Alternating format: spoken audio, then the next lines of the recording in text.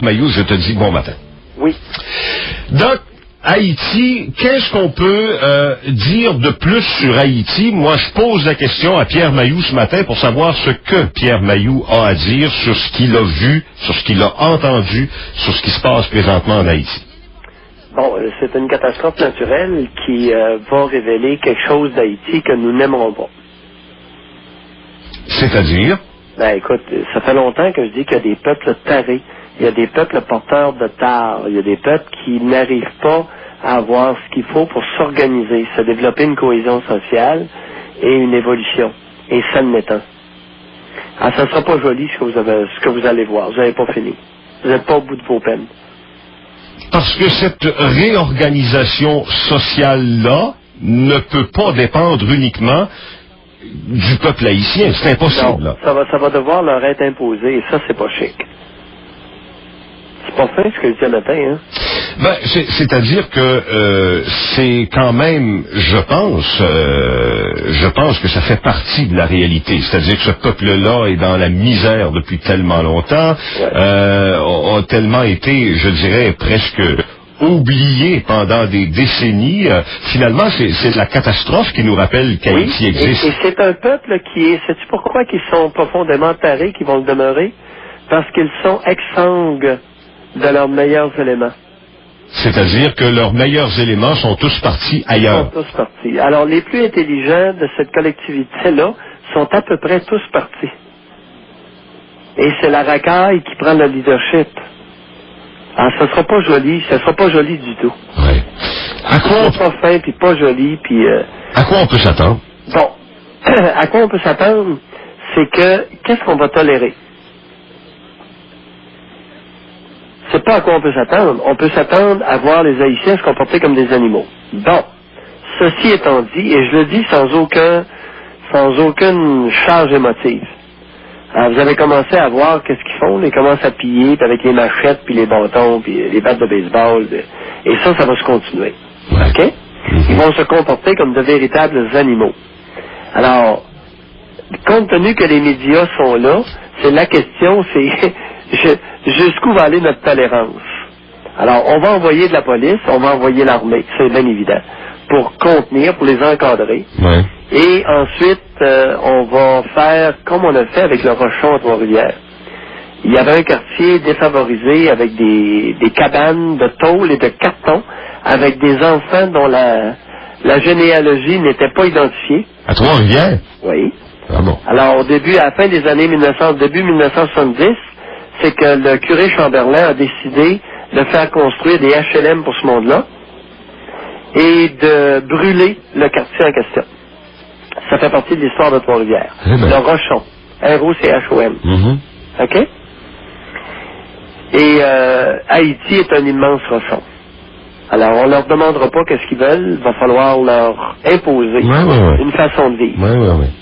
Deuxièmement, dans les prochaines semaines, j'ai bien dit, dans les prochaines semaines, il est urgent, après la nourriture, l'eau, des abris temporaires et des médicaments, il est urgent de rendre accessible à toutes les jeunes filles de 11 à 20 ans la contraception au dépôt Provera.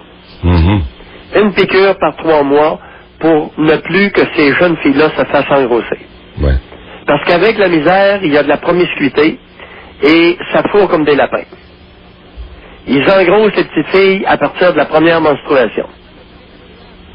Et il n'y aura pas de développement social tant que les jeunes filles vont se faire engrosser à partir de l'âge de 11 ans.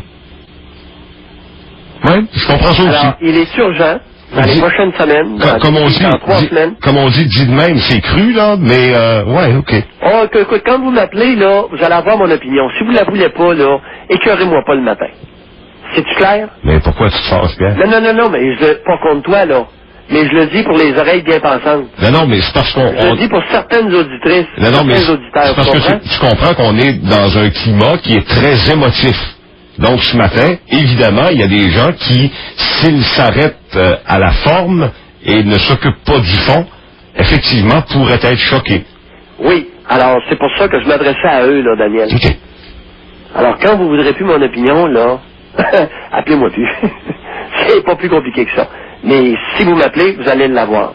Puis vous allez voir que c'est pas bête, puis je sais où je m'en vais. Alors, qu'on vienne pas m'accuser d'eugénisme, parce que là, je le sais, écoute, on va s'amuser à m'accuser d'eugénisme, puis Mailloux, il veut pas que les Noirs se reproduisent, puis il est raciste, puis ici, puis il est ça. Non. Je sais où je m'en vais. Il ne peut pas y avoir de développement social, Daniel, tant qu'il n'y a pas de contraception accessible aux jeunes femmes. Ouais. Est-ce qu'on est d'accord jusque-là? Ah, c'est tout à fait raisonnable. Alors, j'ai l'impression, Daniel, que le développement des pays miséreux va se faire par les femmes et non pas par les hommes. Contrairement à nos pays qui ont été développés principalement par les hommes. Ouais. Je parle du développement social, mesdames, là. Je veux pas offenser personne, là. Mais les femmes procréaient, instruisaient, traitaient, et les hommes s'occupaient du développement. Les routes, les ponts, les maisons, c'est pas des femmes qui ont construit ça, c'est des hommes. Tu comprends? On appelle ça le développement social ou sociétal. Ouais. Ça s'est fait par les hommes. Ouais. Dans les pays noirs, d'Afrique noire, dans les pays miséreux, j'ai l'impression que c'est les femmes qui sont plus travaillantes, qui sont plus vaillantes que les hommes. Et le seul aide véritable qu'on peut leur apporter, c'est la contraception. Pour ne plus qu'elles se fassent engrosser à tour de bras lorsqu'elles ne le veulent pas. Et j'irai plus loin. Écoute bien, ce matin, là, j'ai réfléchi à mon affaire. Non seulement on va rendre accessible à toutes les petites filles, à partir de l'âge de 11 ans, le dépôt Provera, une piqûre par 3 mois, mais on va les payer lorsqu'elles vont venir recevoir leur piqûre. Ouais. Elles vont avoir un petit salaire. Qui va créer une obligation de... Non, écoute, je le sais que... Là, je commence à comprendre pourquoi qu'on a peur de moi. J'arrive avec des solutions auxquelles il y a à peu près personne qui a pensé. Et ceux qui y ont pensé, ils n'oseront jamais le dire sur la place publique. Hillary Clinton n'ira jamais dire ça, mais ce sera à elle de dire ça, sacripant. Tu comprends-tu? Oui. Les femmes sont lâches, j'en reviens pas. Pierre, on a une société là-bas qui est complètement désorganisée, mais qui n'a pas réussi à s'organiser au fil du temps. Et oui, c'est ça. Comme elle est désorganisée, comme elle a toujours été, c'est un peu pire. C'est simplement un peu pire. Dans la catastrophe, c'est pire, évidemment. Oui. Comme c'était pire à la Nouvelle-Orléans, comme ça pourrait être pire n'importe où ailleurs, c'était pire quand on a eu la crise du verglas au Québec, c'est toujours pire quand il y a une catastrophe. Oui, puis regarde la crise du verglas au Québec, la façon dont ça s'est...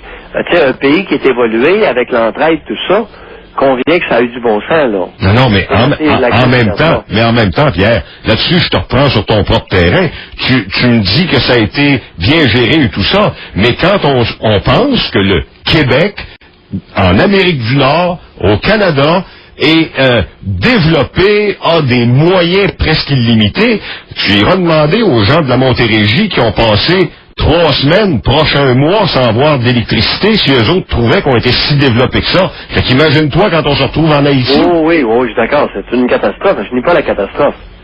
Mais je dis que c'était un pays qui était dysfonctionnel avant la catastrophe. Oui. Alors, tout est amplifié. Oui.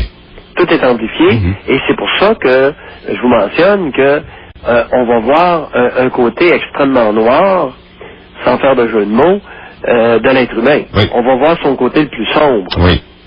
Ça sera pas joli. D'où l'importance d'envoyer des militaires au plus sacré. Parce que ça va s'entretuer comme des chiens, ce sera même pas drôle. Oui. C'est déjà commencé d'ailleurs. Il y a certaines images qui commencent à nous faire la preuve que le climat se détériore. C'est pas le climat qui se détériore, c'est qu'il se révèle sous leur... Il y a un pourcentage de la collectivité qui se révèle sous son vrai jour. Disons les choses comme elles sont. Oui. Sans excès, là. Alors, c'est ça que j'avais à dire sur... C'est charmant Haïti.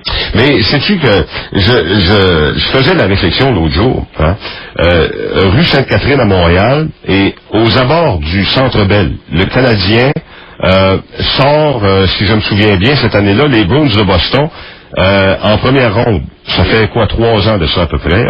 On va sur la rue Sainte-Catherine, on casse des vitrines, on fait du pillage. En réalité, Pierre, là, dès qu'il y a une occasion pour des malfaisants, la porte est ouverte. Dépendamment. C'est pas une question de couleur, c'est pas une question de... Dès qu'il y a une occasion de mal faire, pour une certaine partie de la population, une certaine partie des humains, c'est parti. Tout à fait d'accord. Alors, actuellement, on a, par exemple, une organisation criminelle au Québec, qu'on tolère, que plusieurs admirent, qu'on appelle les trafiquants de drogue. Mm-hmm.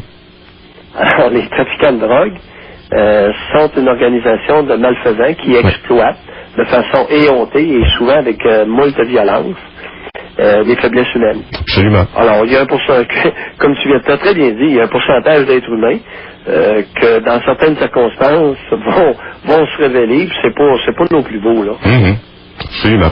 Pierre, je lisais un article en fin de semaine passée, c'était dans le Journal de Québec, je pense, où on faisait un texte que j'ai trouvé intéressant comme ça, où on disait que les enfants ne devraient jamais servir de confident aux parents. Puis là, je parle pas d'une petite confidence, là. Je parle des parents, les pères, les mères qui vont appeler leur gars ou leur fille pour se confier comme s'ils étaient des thérapeutes. Ben oui. Et on disait que ça peut faire bien du dommage. Ben oui, écoute, j'appelle ça, j'ai développé une expression pour ça, rôle inversé. Alors, à partir de l'âge de 11-12 ans, il y a beaucoup de parents, principalement des mères et des pères divorcés. Alors, c'est pas uniquement féminin, là.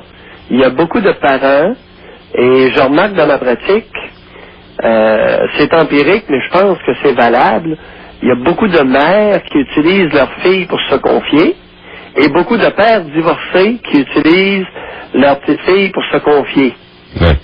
Alors, c'est très fréquent. Et l'enfant devient le confident. Alors, généralement, c'est autour de... Ça commence tranquillement vers 9 ans, 10 ans, et à 11 ans, c'est confirmé. Mm-hmm. Alors, c'est malheureux, c'est triste, mais il y a beaucoup d'adultes qui sont des pleutres au Québec et qui surchargent leurs enfants de confidences. Et ça va loin dans les confidences. Ouais. Ça inclut souvent l'intimité sexuelle avec les partenaires du conjoint. Mm-hmm.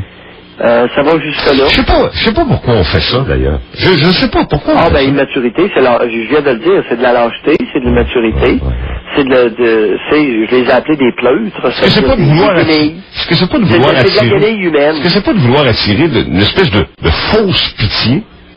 Oui, mais avec un enfant. Alors, ça révèle... Oui, mais là, tu parles d'enfants, Pierre, tu parles d'enfants, là, mais moi, je veux dire, tu sais aussi bien que moi, là, il y a des gens de 50 puis de 60 ans qui appellent leurs enfants de 30 puis de 25 ans puis de 40 ans pour broyer au téléphone, là. Oui, mais ça dépend à quel âge ça a commencé. Oui. Alors, je fais une grande distinction, moi, selon l'âge du début et selon l'état de la santé de la personne. Oui. Par exemple, j'irai jamais reprocher ça à des personnes âgées. OK. D'utiliser leurs enfants comme confidents. OK, je comprends, oui. Parce que c'est très différent. Au fur et à mesure, lorsque ce lien-là se développe adulte, il y a des parents qui développent des liens d'amitié avec leurs enfants. Oui. Et puis j'ai rien contre ça. Le coup, ça les regarde, tu comprends? Oui. Pas là pour critiquer tout le monde, parce qu'au remède, on n'en finira plus. Mm-hmm. Ça, c'est ça. Puis lorsque c'est mené avec respect, il n'y a pas tellement de problème. Que tu sois ami avec un de tes enfants ou avec un de tes parents, ou avec un voisin ou Joe Blow. Mais c'est vrai que les personnes... la relation d'amitié, c'est bon. C'est bon vrai que les personnes âgées, ça, c'est une distinction que vous n'avez pas faite dans mon raisonnement, mais tu as tout à fait raison. Bon, alors, les personnes âgées en perte d'autonomie ont besoin de leurs enfants. C'est vrai. Parce qu'ils redeviennent un peu... Alors là, les rôles sont inversés, mais il est correct qu'il en soit ainsi. Tu comprends-tu? Ah, tout à fait. Ben oui. Alors, il y a des âgés en perte d'autonomie qui deviennent insécures, puis là, ils s'accrochent à leurs enfants, puis ils ont besoin d'être assurés, puis d'être cajolés, puis ben oui, c'est correct, là. Ils sont en perte, tu sais... Pierre, on n'a plus de temps. C'est pas fait méchamment, c'est fait par un besoin, suite à une détérioration de l'état de santé physique et mentale. On n'a plus de temps. Merci, à la semaine prochaine. Ça m'a fait plaisir. Salut. Jusqu'à midi.